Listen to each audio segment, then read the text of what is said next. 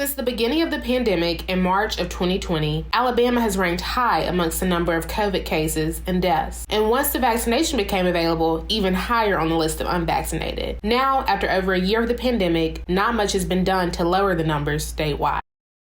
Today, I am standing here at the Washington, D.C. COVID-19 Memorial, where white flags symbolize the over 700,000 deaths from COVID-19 in America. It is hard to believe that after seeing these white flags, as well as the numbers, that only 56.1% of Americans are fully vaccinated against COVID-19. In an interview from AL.com, it was reported that the numbers that Alabama saw at the peak of the pandemic are nothing in comparison to where the state is now.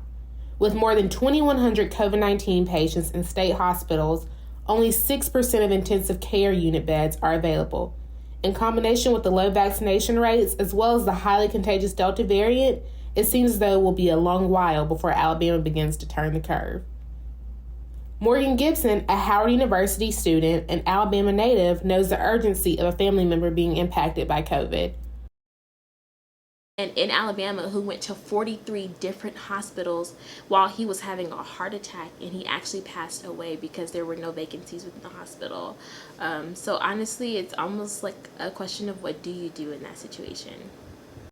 This past week, several special bills were brought to the floor of the Alabama House of Representatives, including a note from 23 doctors requesting that Governor Kay Ivey add an anti-vaccine mandate bill to the special session docket. Dr. Shanda Scott, an assistant nursing professor at the University of South Alabama and adult emergency nurse practitioner at the University of South Alabama Hospital, had a lot to say about those requests. I feel that as healthcare providers and as a nurse, and healthcare workers, you're there to serve patients in your community. You're there to help and to heal.